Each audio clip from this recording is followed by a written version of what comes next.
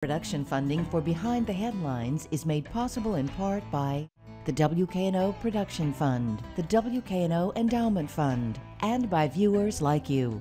Thank you. The transformation of public housing in Memphis, tonight on Behind the Headlines.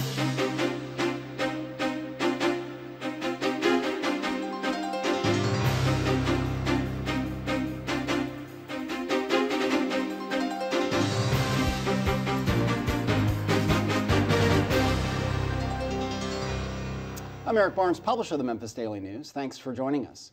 I'm joined tonight by Paul Young, Director of Memphis Housing and Community Development. Thanks for being here again. Thanks for having me. Marcia Lewis heads Memphis Housing Authority. Thank you for being here. Thank you. Archie Willis heads ComCap. Thanks for being here. Thank you. Along with Bill Dries, senior reporter with the Memphis Daily News. So the last of the big public housing projects, the legacy projects, there were 10 or 11, I forget which, is about to be demolished, Foot Homes. And for each of you, you've all been involved in various aspects of this. But I'll start with you, Marcia. What does it mean? Why is this important that this last one is about to be not just torn down, but transformed into a whole different style of housing and how people live?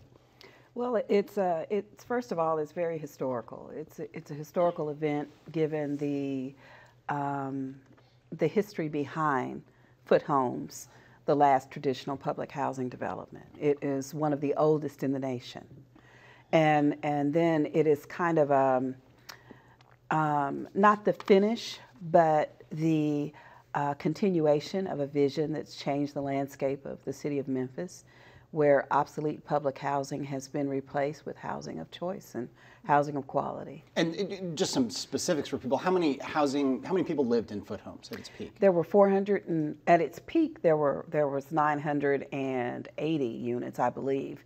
And back in the 90s, I think it was renovated and reduced to 420 units. Right. And so that's what is there today. And we'll talk more about the people and the transitions and so on. But for you, Paul, your take on this. I mean, this is a milestone, or this is just one more step? This is significant because, well, first of all, it's personally significant to me. My grandmother moved to Foot Homes in 1942. My dad grew up there. Wow. So I have a personal connection to the site. But for the city of Memphis, I think it's significant because, as Marcia said, it is the last traditional public housing development.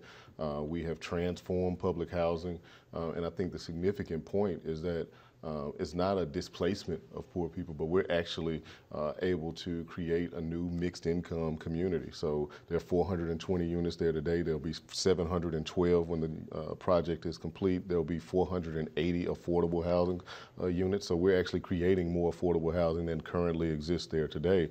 But we're creating it in an environment that's much more vibrant, much more lively, and will be a great asset to our community. And so people understand, maybe have seen some of the other developments near, there's one near Methodist Laban, or there's one right off the highway in Midtown. Right. And there's Claiborne Homes, now Claiborne Landing, do I have that correct?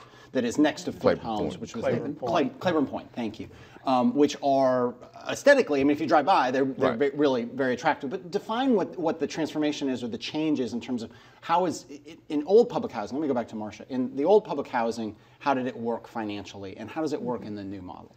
Well, in the old public housing, all of the units were under a model of extremely low income limits, and they were all funded as public housing or traditional public housing. So I would pay, if I'd met the income, I would pay nothing or very little? You would pay 30% of your rent, or a minimum rent of $50. And the change with the renovations and transformations has been mixed income communities, as Paul said, where we have a combination of public housing units, a combination of tax credit units, which is still affordable, but a higher income limit and requires people to work, and then market rate units. Meaning just whatever what you can the get rent, for it. whatever the rent bears. Right. And why is that so important? Why is that mixed income? Because that's what's key to this, right? Why is that important? I think it's important because the challenges we've seen when you concentrate poverty, and this is not something that we've dealt with just in Memphis, it's across the nation. When you concentrate poverty, it somewhat limits the opportunities for those that live in those situations. And when you're able to expand the pool of the people that live in a neighborhood and a community, you're creating a new social fabric, you're creating social networks, social capital for all of those families to be able to connect and be able to thrive. It's very similar to how neighborhoods in Memphis were in the 1950s and 60s. In South Memphis, you had doctors and lawyers living next door to teachers and janitors, and it created a vibrant community. And we want to be able to create the same thing in our neighborhoods throughout the city. And Archie, you've been involved in almost all of them back to the 90s. Is that correct? These have happened in part federal money, not a lot of city money, I guess some, but without getting bogged down in the details, these are largely federal programs. You've brought in your private business and brought in private capital to work on this. How has it changed? How from the first one that you worked on to this one, what have you learned, and how has this whole process changed? I think one of the most significant changes is our being the greater communities, our awareness of the plight of the residents and how we can best serve their needs and interests. It's more than just providing them housing, it's providing them, as Paul said and Marcia said, opportunities. So I think we've learned how to do that better. I think even in this case, we're much more intentional about trying to do as much as we possibly can to ensure that the former residents and new residents and the neighboring residents have as many opportunities to live in a thriving neighborhood as possible. Yeah, Bill. Paul, at the outset of this, there were certainly some challenges in terms of finding transitional housing or housing for the residents on a long-term basis as they moved out. How has that progressed up to this date? So I'll let Marcia also chime in on this, but during the relocation period, there were some big challenges that hit the city. Obviously, Warren and Tulane happened at about the same time as all of the residents were moving out of Foot Home, so we had about 800 families that were in the market looking for housing units at the same time. And so it was a little bit more challenging to get all of the individuals and the families placed. But Warren and Tulane, define what that was for people who... So Warren and Tulane Apartments are two apartment complexes, both located in Whitehaven, that were closed down by the federal, well, they weren't closed down, but the federal government stopped paying the property owner because of the conditions of the units. And so they provided vouchers for all of those families that lived in those developments to be able to move, which was great for those families to be able to improve the circumstances in which they live, but it created a big challenge because we had a lot of people that were looking for housing units at the same time. And then you couple on top of that, that Foot Homes was the last traditional public housing development in the city. And as families had moved from other locations, many of them end up moving to Foot Homes. And so they were those that were that had a more difficult time finding units in the private market. So, Marcia, how did this work out? What was the solution to all of a sudden a lot of people? It took a lot of case management. We had to wrap around the residents, and by that I mean because there were so many who had transitioned from one to another. There were some who had lived in 3 other public housing developments and were there because they did not feel comfortable going outside of public housing. And so we provided everything from tours. We created tours for them. We actually had normally we have briefing sessions and housing fairs where they come to our office and meet and learn about other properties. We actually had the properties come on site.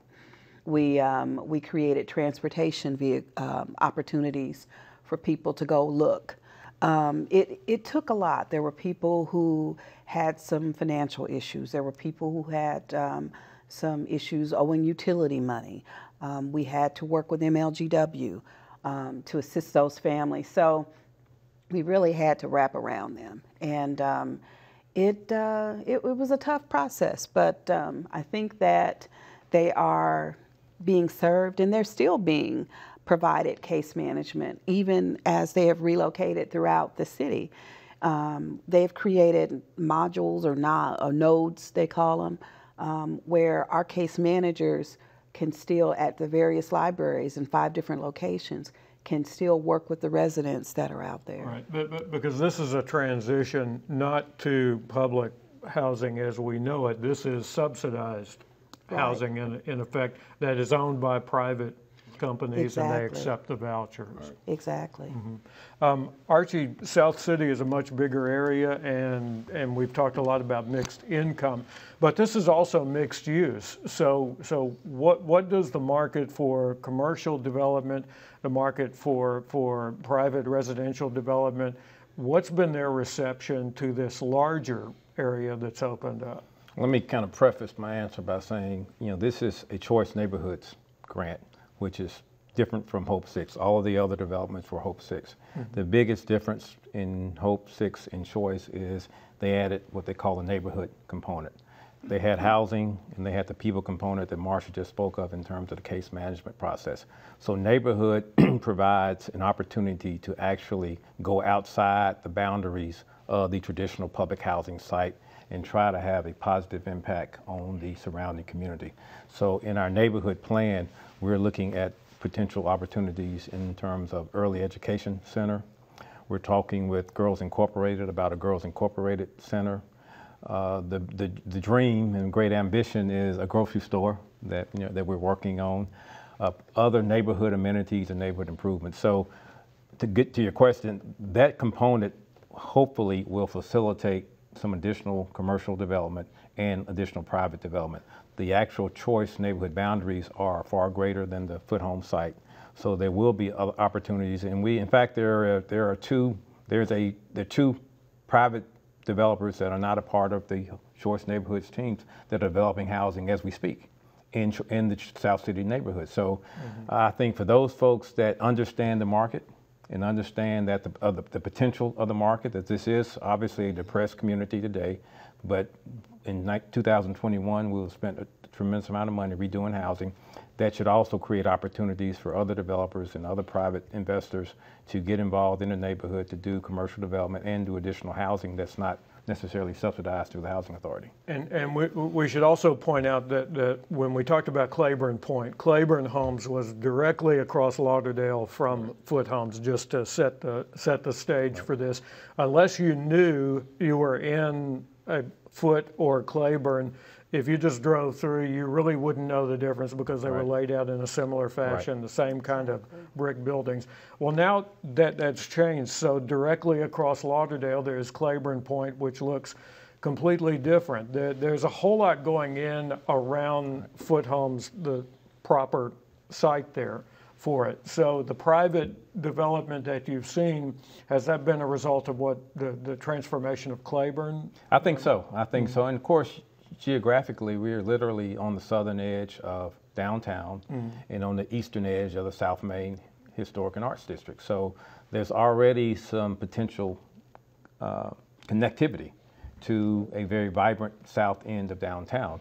So I think it's a combination of a lot of factors. And if you talk to a lot of private developers, they would tell you that the public housing all around downtown, Foot Homes, Claiborne Homes, Hurt Village, Lauderdale Courts, Dixie Homes, all of these were somewhat impediments to additional development on the core of, around the core of downtown. So these things are coming together at the right time. There's a lot of private sector interest. We still think we can, and we will certainly work and endeavor to ensure that the neighborhood is transformed but still provides opportunities for people of all incomes. And as Paul said earlier, the whole model of mixed income is what we're trying to achieve. And I actually grew up and spent most of my childhood 2 blocks south of the South City boundary. And as Paul also said, my dad was a lawyer.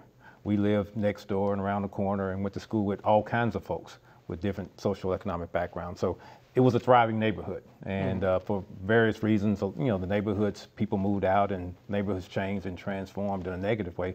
So we're really trying to bring back that vitality that a mixed income community with private sector development partnered with public sector involvement can create.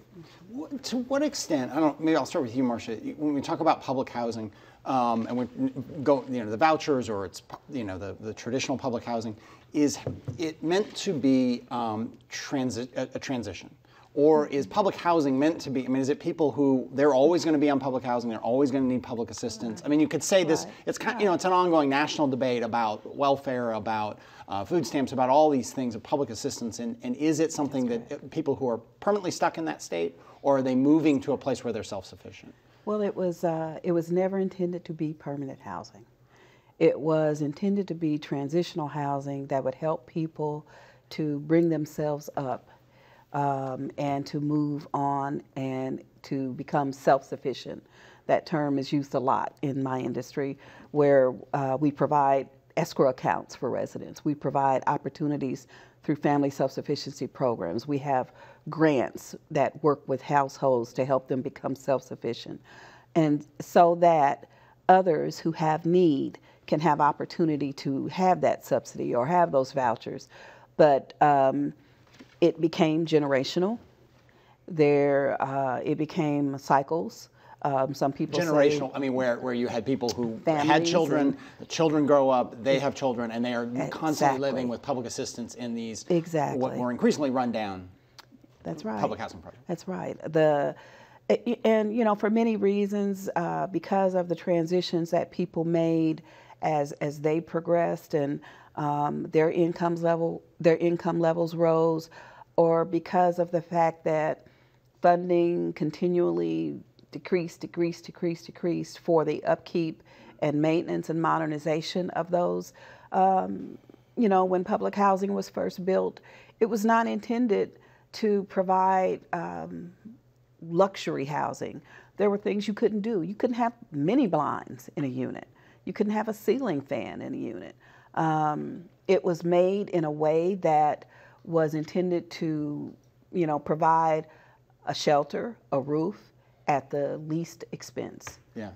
They also, I'm going to turn to you, Paul, the housing projects, and this is a national phenomenon. This was nothing, I don't think anything about this is particularly unique to Memphis. Right. It was all came out of, the 40s and 50s, and government policy, some would say trying to help the poor. But there's also, we have to say it, there's also a racial component to it, right? these were places that, that area, that South City area was at one time a middle and upper middle class, primarily African American, in some cases very affluent neighborhood, right, in which was a lot was torn down, and they created these kind of walled off public housing projects, right, primarily for black people. That history, that legacy, when you think about that, how has that shaped the city? Because all those projects were essentially for African Americans, or were populated by African Americans. Yeah, well, I think I think Lauderdale Courts actually was for whites, but explicitly. Explicitly. Yeah, we kind of forget it wasn't that long ago that you could do that. It's just, it's you know what I mean? It's really, where it would be stated government policy. This one's for the white people, and this one's for the black people. Right. I think that it's, there's a extensive history that goes along with public housing and its connection with race, and I think one of the things that we have to take into consideration is that for a while there's been stagnant growth in the families that have lived in public housing, and we as government officials have to figure out why has that been, and I think that's part of what Choice Neighborhoods is about. What can we do to transform the way we offer public housing? Are we providing enough opportunities for the families that live here, or are we just warehousing them? And I think that is what we are trying to do. To your question about how do we respect that history, there was a lot of articles and a lot of history that's been written about the South City area. There was one recently about a year ago, Memphis Burning, that Preston Lauterbacher wrote. And he really talked about how, as you said, there were mansions there, and because of this explosive growth in African Americans in the city at the time, there was a desire to figure out how you can get more units for African Americans in one consolidated location, and there arose Claiborne Homes and Foot Homes, and so they built 1,800 units of public housing in an area that was very nice for African Americans. So they tore all that nice stuff down, and built these housing units. But what we want to do is make sure we respect the history of the African American culture in that area. We have projects around Heritage Trail where we are working with the Civil Rights Museum and a number of other stakeholders to figure out how we can respect that history and restore the greatness of that area. Yeah, Bill. So, Marcia, from covering some of your predecessors at the MHA, Lawrence Wade, Jerome Ryans, I know that they had this housing stock of large public housing developments that basically we stopped building in the 50s, but they still had to maintain them. And a 30-year-old housing project has a lot of maintenance needs for that. So we've got Foot Homes left. It's about to come down, but you're still in the public housing business with high rises for senior citizens, with other smaller site developments on that. Is development the overwhelming need and obstacle that it once was in that kind of public housing? It really is. We receive a couple of major pots of money. I mentioned the operating funds. We also receive capital funds. There is something like a $24 billion deficiency in the amount of capital funds for public housing nationwide. So obviously, as the needs arise, we have major modernization projects going on in our high-rise buildings, our elevators. We don't get enough money to do what we need to do. And from what we're hearing, we may get even less. So it becomes a prioritization. It becomes, we have to determine how best we can do more with less. I'm about to bring someone in to do some performance on our stock to see if we should move in a direction called Rental Assistance Demonstration, or RAD for short, where we basically convert public housing to vouchers, because if we put together the money that we get from the public housing side of the house at HUD, and then with the rents and some of the adjustments for the market, we can possibly get more per unit with a voucher, and it allows us to be able to leverage our property so we can get loans. We can't do that with public housing.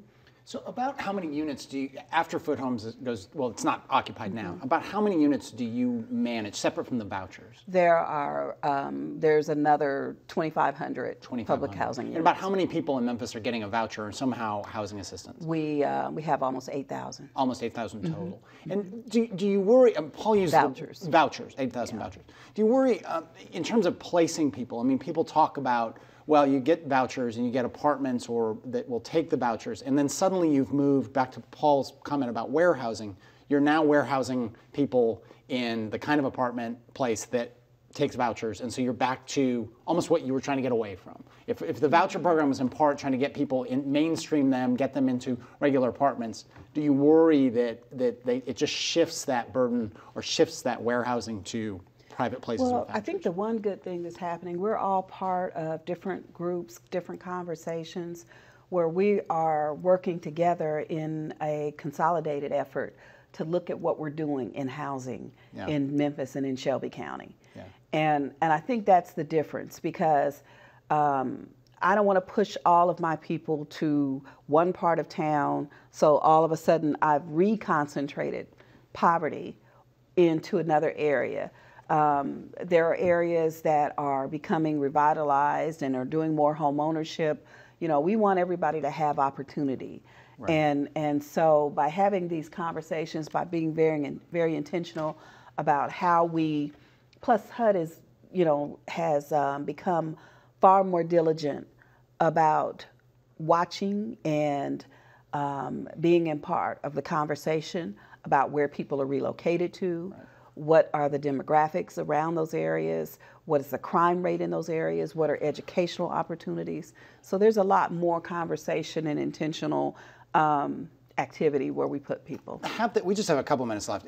Have the previous changed housing project into these mixed income areas, have they been successful? I'm going to look at Paul maybe. I mean, do you look at the data and say it's working?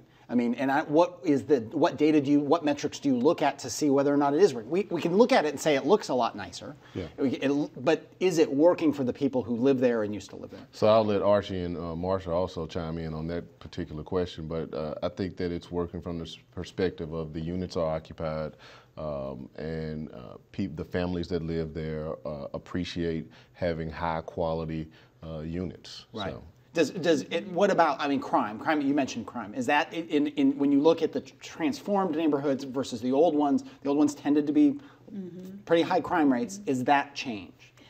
You know, it has changed to an extent, but because of the issues with crime nationwide, it is coming, we see a resurgence a little bit. Yeah. So that's a conversation we're actually having right now again.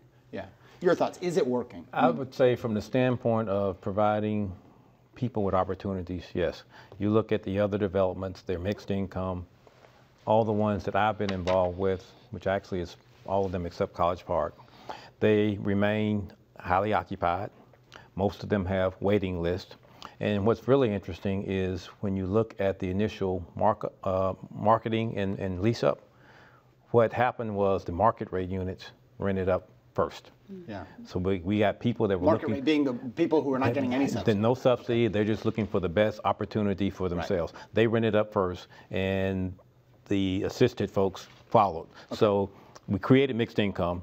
Things like crime, as Marsha said, that's obviously another whole conversation. Well, and we've run out of time. We will talk about that. And I'm sorry to cut you off, but we've run out of time. Thank you all. I could have talked about this for another 25 minutes. We are out of time. Thank you for joining us. Join us again next week.